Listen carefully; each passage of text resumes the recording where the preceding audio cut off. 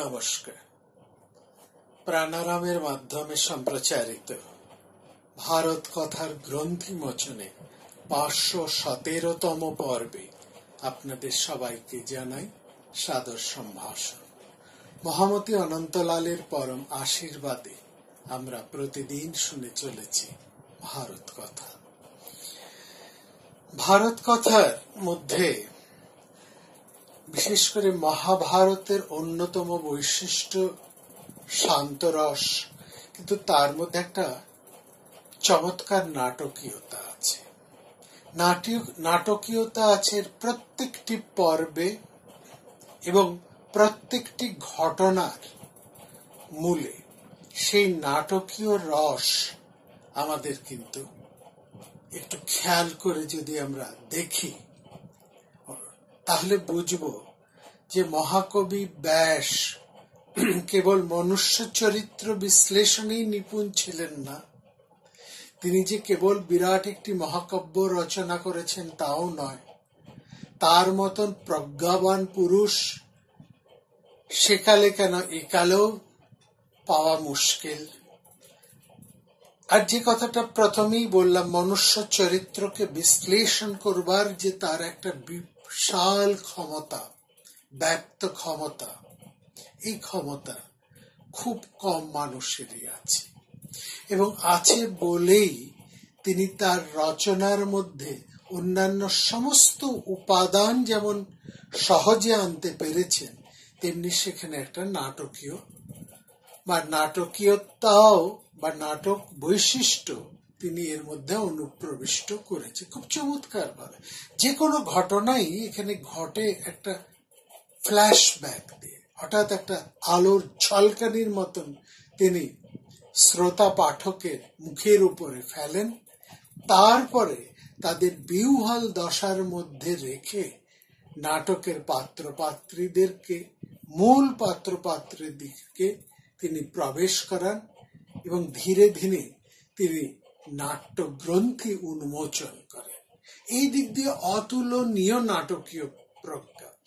যদিও আমরা মহাকবি ব্যাসের নাট্য পারঙ্গমতা নিয়ে এখানে আলোচনা করতে বসিনি, সেই অবসর আমাদের এই আলোচনার মধ্যেও নেই।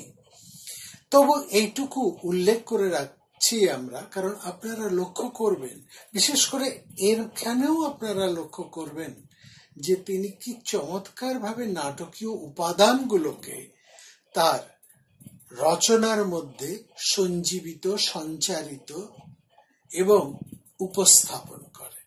এটা তার কত বড় তিনি একজন কুশলী মানুষ, কত বড় কুশলী তিনি রচয়িতা, এটাও লক্ষ্য করার মতো।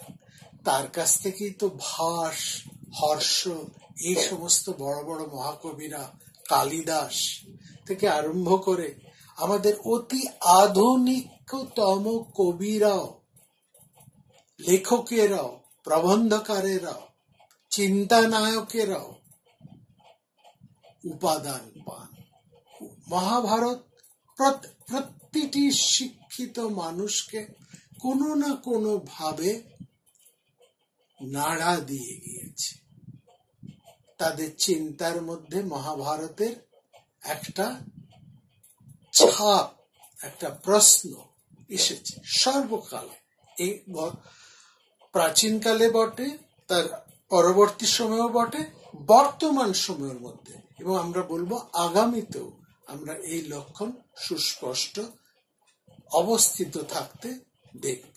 আমরা দেখব প্রত্যেকের মধ্যেই মহাভারত তার একটা নিপুণ ছাপ রেখে যাচ্ছেন। প্রত্যেকের চিন্তা ভাবনার মধ্যে মহাভারতের ভাবনা সঞ্চারিত হচ্ছে, সঞ্জীবিত হচ্ছে, তাদেরকে ভাবাচ্ছে। এই যে ভাবানোর ক্ষমতা, এই যে চিন্তা করার ক্ষমতা, এটা মহাভারতের প্রাণ শক্তি।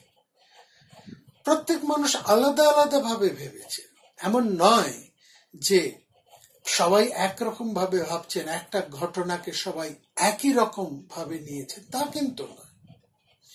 একই ঘটনাকে নানা ধরনের মানুষ, নানা সম্প্রদায়ের মানুষ, নানা কালের মানুষ, নানান অবস্থানের মানুষ তাকে নানানভাবে ব্যাখ্যা করেছেন, নানানভাবে বহু বিচিত্র ব্যাখ্যা তার থেকে উঠে এসছে। কিন্তু এটা বড় কথা নয়, কথা হচ্ছে এটাই যে মহাভারত আজও শিক্ষিত, ভাবুক, চিন্তাশীল মানুষদেরকে ভাবাচ্ছে।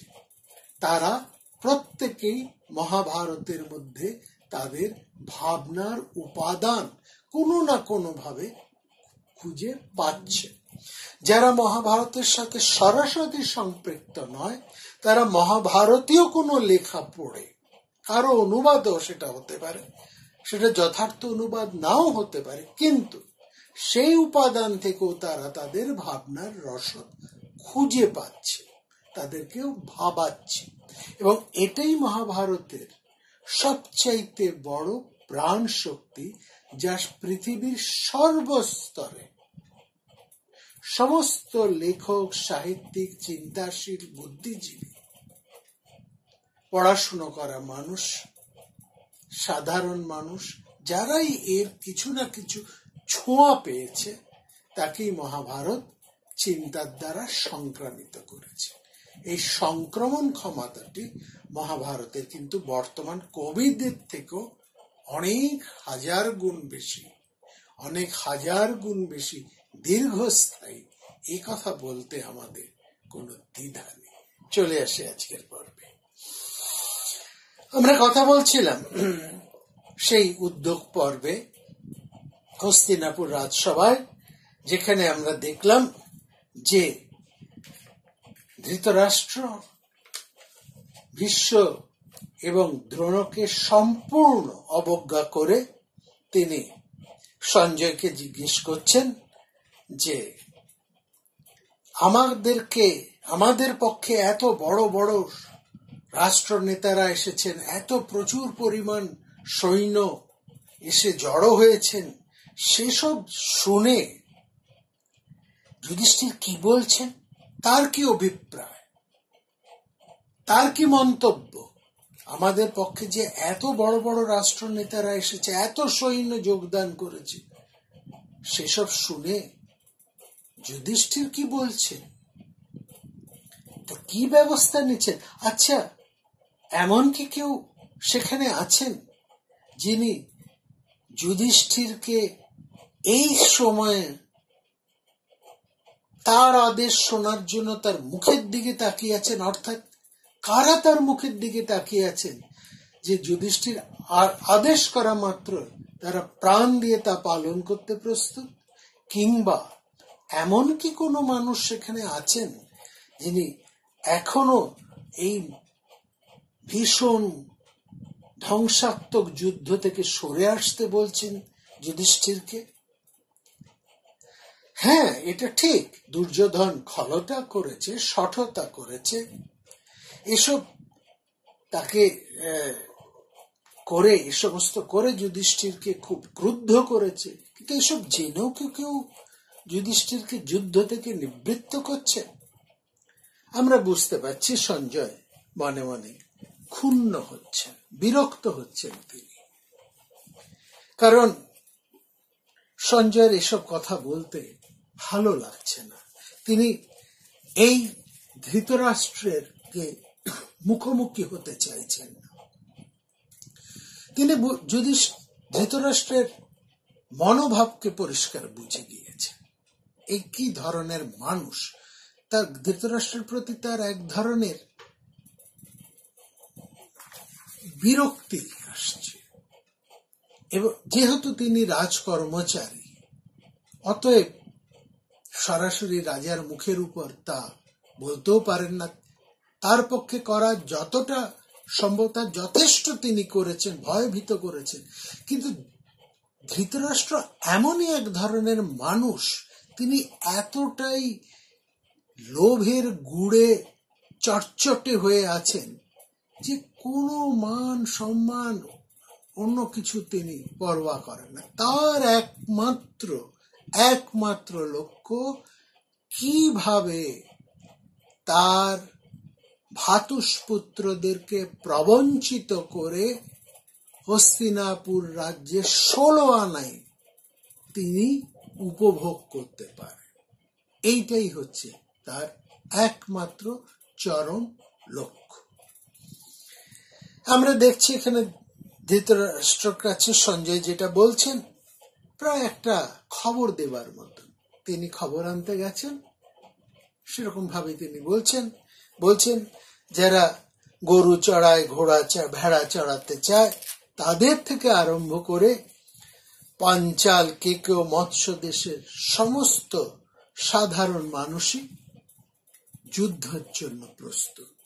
অর্থাৎ সৈন্যরা তো বটেই, সেই সমস্ত জায়গায় সাধারণ মানুষের গণসমর্থনও পাচ্ছেন যুধিষ্ঠির। কিন্তু এই জায়গাটা বলে সঞ্জয় যে ইঙ্গিতটা করেছেন, যেটা আমরা গত পর্বে বিস্তৃতভাবে শুনলাম, ধৃতরাষ্ট্র কিন্তু এই জায়গাটাকে সম্পূর্ণ অবহেলা করে গেলেন। তিনি কি ইচ্ছে করে অবহেলা করলেন, নাকি তার গুরুত্বটা তিনি বুঝতে পারছেন না? এটাই হচ্ছে প্রশ্ন। সঞ্জয় যেটা বলতে চাইছেন সেটা হচ্ছে রাজায় রাজায় যুদ্ধ হয়, শুধু রাজা আরেক রাজা যুদ্ধ হয় না, সেখানে এক রাজ্যের সৈন্যদের সাথে আরেক রাজ্যের সৈন্যদের যুদ্ধ হয়। রাজা বা অন্যান্য প্রধানেরা অনেক পরে তারা আসেন। প্রাথমিক যুদ্ধটা হয় সৈন্যদের মধ্যে। তারা সেনাপতির বা যুদ্ধ নায়কের নির্দেশে যুদ্ধ করে। এখানে তারা যুদ্ধ করতে বাধ্য, এবং এই যুদ্ধ করাটা একটা যান্ত্রিক প্রক্রিয়া মাত্র, কারণ দে আর পেইড ফর দ্যাট। এই জন্য তারা বেতন পাচ্ছে, অতএব তারা যুদ্ধ করছে। তাদের নিপুণতা অনুসারে তাদের বেতনের ভাতার তারতম্য আছে, এই হচ্ছে আলাদা। কিন্তু সেই যুদ্ধের মাত্রাটা সম্পূর্ণ বদলে যায় যখন দুটো কারণ, যখন সেখানে একজন প্রচন্ড যুদ্ধবীর, যুদ্ধ নায়ক সেই যুদ্ধের সম্পূর্ণ রাশটা নিজের হাতে নেয়। যে রাশটা সাধারণ সৈন্য নেন না, তারা একটা যান্ত্রিকতার মধ্যে দিয়ে যুদ্ধ করে যায়। আর এই যুদ্ধের সমগ্র অবস্থাটাই বদলে যায়, একেবারে সটান পরিবর্তন হয়ে যায় যখন সেখানে গণ অভ্যুত্থান ঘটে। অর্থাৎ সেখানকার সাধারণ প্রজারা তারা নেমে আসে। সাধারণ প্রজারা যেখানে এই যুদ্ধক্ষেত্রে নেমে আসে, তারা যদি বিদ্রোহ করে,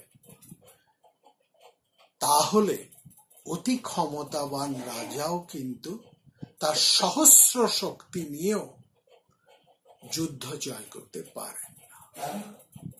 কারণ প্রজাশক্তির, রাষ্ট্রশক্তির মূল ভিত্তি হচ্ছে প্রজাশক্তি। রাষ্ট্রশক্তির মূল ভিত্তি হচ্ছে প্রজাশক্তি। আর এই প্রজারা যদি তাদের রাজাকে একেবারেই পছন্দ না করেন, একটা সার্বিক বিপ্লব, একটা সার্বিক প্রতিবাদ, একটা গণ অভ্যুত্থান, যে ভাষাই আমরা ব্যবহার করি না কেন, যে কোনো ভাবেই হোক না কেন, সেটা অতি বড় ক্ষমতাবান রাষ্ট্র নেতাকে সরিয়ে দিতে বেশি সময় লাগে না। এটা সুতরাং এইখানে সঞ্জয় যে গুরুত্বপূর্ণ কথাটি তুলেছেন, হয় ইচ্ছে করে ধৃতরাষ্ট্র তার গুরুত্ব অনুধাবন করছেন না, মানে সেটা ধরছেন না, সেটাতে গুরুত্ব দিচ্ছেন না, কিংবা তিনি তার গুরুত্ব অনুধাবন করতে পারছেন না। এটা হচ্ছে আমাদের বলা। এখানে বলছেন ধৃতরাষ্ট্রের এবার কিন্তু তিনি এইসব কথা শুনতে চাইছেন না, তিনি একটু এবার ধৃতরাষ্ট্র বলছেন না ঠিক আছে, ওসব ঠিক আছে, তুমি আমাকে বলো যে এই ব্রাহ্মণ ক্ষত্রিয় মানে সঞ্জয়, পাণ্ডবরা ধৃষ্টদ্যম্ন সমগ্রে যে সমস্ত সৈন্যদের নিয়ে তিনি he is confined to only militaries, শুধুমাত্র সামরিক ক্ষমতার মধ্যেই তার চিন্তা ভাবনাটাকে ধৃতরাষ্ট্র এখানে আবদ্ধ রেখেছেন। সামরিকের বাইরে অসামরিক গণ অভ্যুত্থানের প্রতি ধৃতরাষ্ট্রের কোনো নজর নেই, কারণ তিনি খুব হৃষ্ট, তিনি মনে মনে নিজেকে একটা সান্ত্বনা দেবার চেষ্টা করছেন যে আমার কাছে 11 অক্ষৌহিণী সেনা এসেছে, যেখানে তিনি খবর পেয়েছেন পাণ্ডবদের কাছে তার থেকে 4 অক্ষৌহিণী কম, অর্থাৎ মাত্র 7 অক্ষৌহিণী, এবং তার 11 অক্ষৌহিণী সেনার মধ্যে নারায়ণী সেনা সবচাইতে শক্তিশালী, সে সময় সবচাইতে ক্রূর এবং দক্ষ নারায়ণী সেনা, যেটা শ্রীকৃষ্ণ নিজের হাতে তৈরি করেছেন, সেই সেনা এখন কৌরবদের হয়ে যুদ্ধ করবে পাণ্ডবদের প্রতিপক্ষে। সেই জন্য তিনি পাণ্ডবদের সামরিক শক্তির অবস্থানটা একটু যাচাই করে নিতে চাইছে। বোঝা গেল, এটাই হচ্ছে ধৃতরাষ্ট্রের এখন মনস্তাত্ত্বিক অবস্থা, তার চিন্তা। তিনি বলছেন যে ওইসব ঠিক আছে, যা বলছো সব ঠিক আছে, কি সাধারণ মানুষ কি আছে, গোপাল, ভেড়ার পাল, গরুর পাল লোক, সাধারণ মানুষ, ওরা যুদ্ধ করতে আছে, উনি গুরুত্ব দিচ্ছেন। উনি বলছেন যে বলো যে কোন সৈন্যরা সঞ্জাচক্ষু জেনাস্মন পাণ্ডব অভজুঞ্জত ধৃষ্টদ্যম্নস্য সৈন্যেন সৌমকানং বলেন চ। ধৃষ্টদ্যম্ন সৈন্য আর সৌমকদের বল, এই সৈন্যদের ব্যাপারটা জানো। এবার জায়গাটা লক্ষ্য করো, যখন তিনি এই কথাটা বারবার জিজ্ঞেস করছেন, ধৃতরাষ্ট্রের এই প্রশ্নটা শুনে মহাভারত বলছেন সঞ্জয় হত চৈতন্য হয়েছে, তিনি মূর্ছা গেছেন। ধৃতরাষ্ট্রের এই প্রশ্নটা শুনে সঞ্জয় মূর্ছা গেছে, মহাভারত আমাদেরকে জানাচ্ছে। এই জায়গাটা আবার আমাদের একটু বুঝতে হবে। বলছেন গ্লাবগনিস্তু তৎপৃষ্ঠ সবায়ঙ্কুর সংসদি নিঃশস্য শুভ্রিশং দীর্ঘ মুহ সঞ্চিত অনন্যিব। এবং শুধু তাই নয়, এই খবরটা দিচ্ছেন বিদুর। তিনি বলছেন সঞ্জয়ং মহারাজ মূর্ছিত পতিত ভুবি বাচং ন সৃজতে কঞ্চিত হীন প্রজ্ঞ অল্প চেতন। অর্থাৎ বিদুর বলছেন মহারাজ সঞ্জয় মূর্ছিত হয়ে মাটিতে পড়ে গেছেন, তিনি জ্ঞান হারিয়েছেন, তিনি তার বুদ্ধি ভ্রষ্ট হয়েছে, চৈতন্য একটু মাত্র আছে, অর্থাৎ সব প্রায় তার হত চৈতন্য তিনি হয়ে গেছেন, উনি কোনো কথা বলতে পারছেন না। এই জায়গাটায় আমাদের ধৃতরাষ্ট্র কি প্রশ্ন করলেন, আর এই প্রশ্ন শুনে সঞ্জয় এত কিছু পর তারপর হঠাৎ অজ্ঞান হয়ে গেলেন, এমন তো কিছু আমরা আশ্চর্য হয়ে যাচ্ছি। এটা কিরকম ব্যাপারটা, কিরকম দাঁড়ালো? ধৃতরাষ্ট্র জিজ্ঞেস করেছেন যে ঠিক আছে, তুমি অন্য সব যা বলছো ওগুলো বলো, আমি শুধু এটাই জানতে চাই, অন্য কিছু নয়, যে কোন কোন সেনারা কি ধরনের সৈন্য শক্তি নিয়ে তাদের মিলিটারি ক্ষমতার কথাটা, তাদের সামরিক ক্ষমতা কথাটা তুমি আমাদেরকে বলো, আমি অন্যকে। আর এই কথাটা শুনে সঞ্জয় হতচৈতন্য হয়ে গেলেন, মূর্ছা গেল তার। ব্যাপারটা অদ্ভুত লাগছে নাকি? আসলে মহাভারতটা এরকমই অদ্ভুত, শাস্ত্র অদ্ভুত। মহাভারত নিজেই কিন্তু বলেছেন মীমাংসা শাস্ত্র অদ্ভুত, অদ্ভুত শাস্ত্র মহাভারত। আর ঠিক এইখানে ওই যে বললাম ব্যাসের নাটকীয়তা, এই জায়গাতেই লক্ষ্য করো। এখানে এত কিছুর পরও ধৃতরাষ্ট্রের মধ্যে এই কুহকী মোহের বিশাল ব্যাপ্ত এক প্রভাব বা উপস্থিতি লক্ষ্য করে সঞ্জয়ের মতন একজন বিচক্ষণ, প্রজ্ঞাবান, দূরদৃষ্টি সম্পন্ন মানুষ তিনি হতবাক্য, হতবুদ্ধি, হতচেতন হয়ে পড়লেন।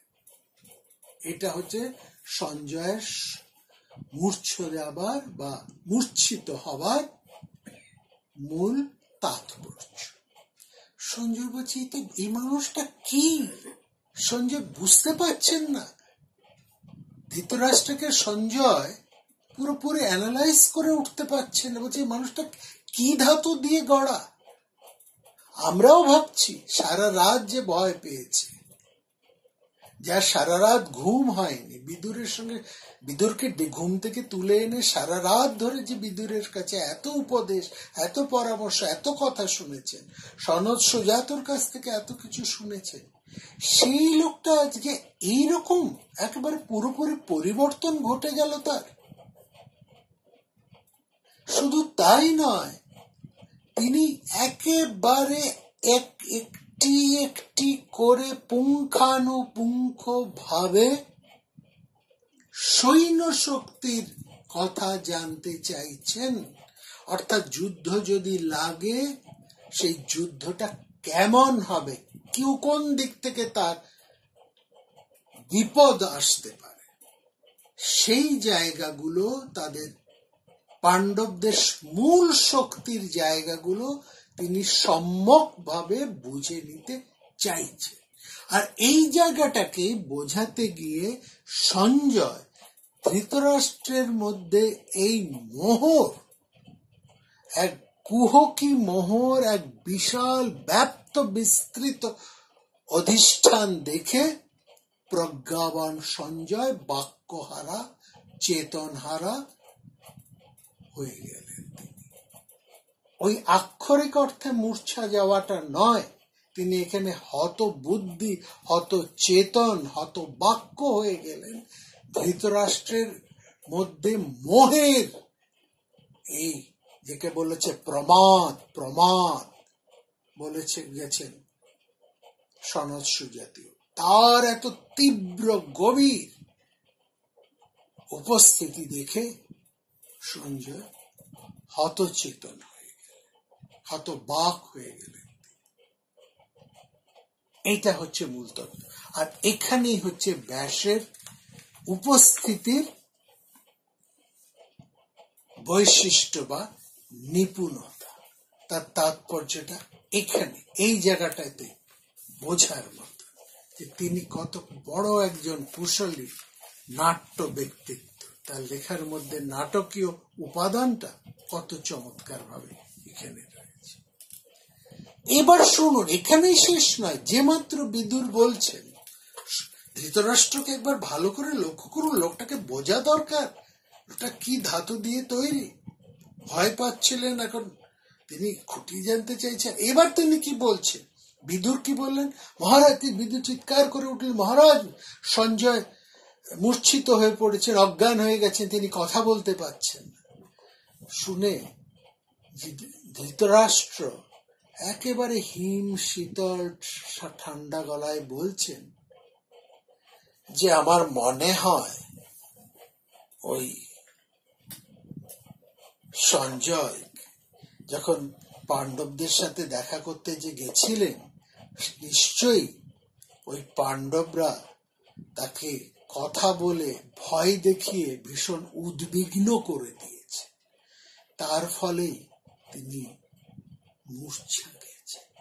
আপশ্যত সঞ্জয় নূনম কুন্তিপুত্রন মহারথন তৈরস্য পুরুষ ব্যাঘ্র উদ্দীজিতং মন। মানে হচ্ছে পুরুষ ব্যাঘ্র শক্তিশালী, শক্তি মানে পাণ্ডবেরা এই সঞ্জয়কে একলা পেয়ে, আমার মনে হচ্ছে কি জানো, পাণ্ডবেরা সঞ্জয়কে একলা পেয়ে এত ভয় দেখিয়ে তাকে এত উত্তেজিত করে তুলেছে যে বেচারা কালকে রাত্রেও আমার সঙ্গে ভালো করে কথা বলতে পারেনি।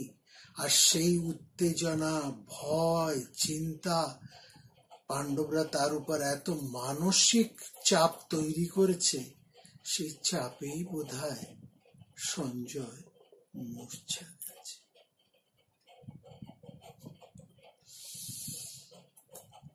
মহাভারতের মহাযুদ্ধের নাটকের ক্লাইম্যাক্স আরম্ভ হয়েছে। এইটুকু থাক, আগামী পর্বে আমরা এইখান থেকে শুরু করব। দেখব ধৃতরাষ্ট্রের মনস্তত্ত্বের উত্তরে সঞ্জয়ের প্রতীক।